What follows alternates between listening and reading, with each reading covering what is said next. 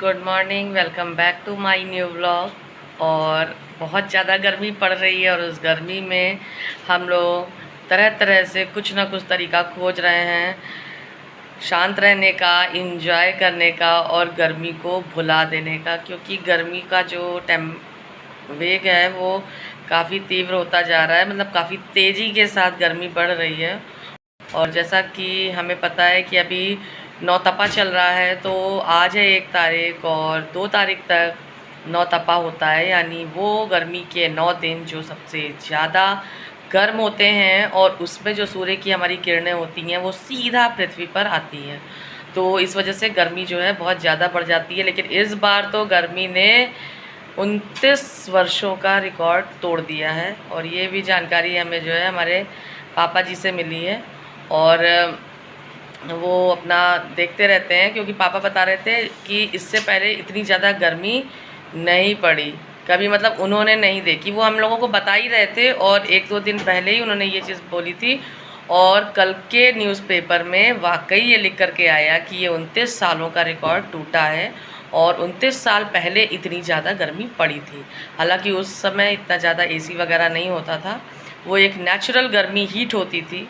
और अभी तो जो हीट हो रही है वो हमें लगता है उसमें जो समावेश है, जो बढ़ोतरी है, वो हमारे कृत्रिमता की वजह से ज़्यादा है। यानी कृत्रिम रूप से जो गर्मी है उसका आवरण ज़्यादा हो गया है हमारे वातावरण पर।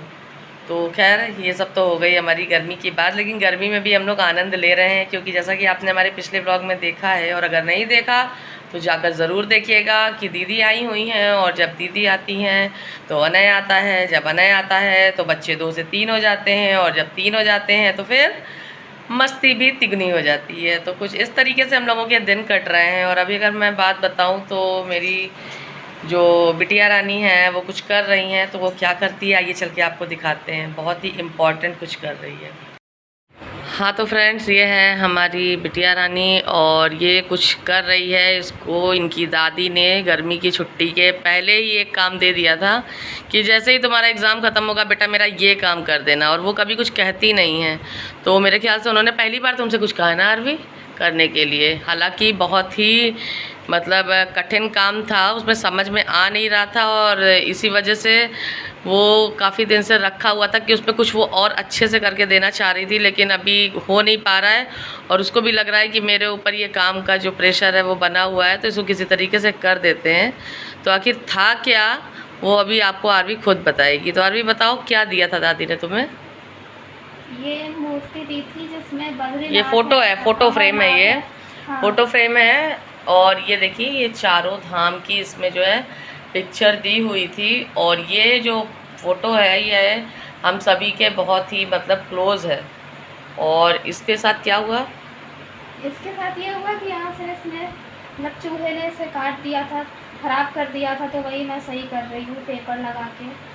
जैसे भी हो सकता है अच्छा वैसे करने की हाँ कोशिश कर उसको रही जो है मतलब मजबूती दे रही हैं और अच्छा करने की कोशिश कर रही हैं। और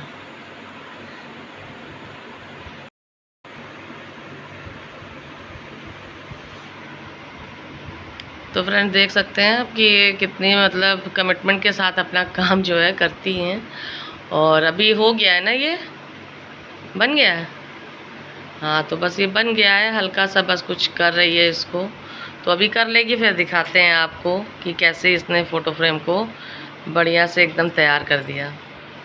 तो गाइस अब जाके फाइनली ये फ़ोटो हमारी तैयार हो गई है। मैंने देखिए सब जगह से पेपर चिपका दिया जहाँ जहाँ भी चूहे ने ख़राब किया था इसे। तो चलिए अब हम इसे जल्दी से दादी को दे देते हैं। और देखने में आगे से भी इसका लुक सही लग रहा है, ये देखिए। तो अब हम जाते हैं इसे जल्दी से दादी को दे देते हैं।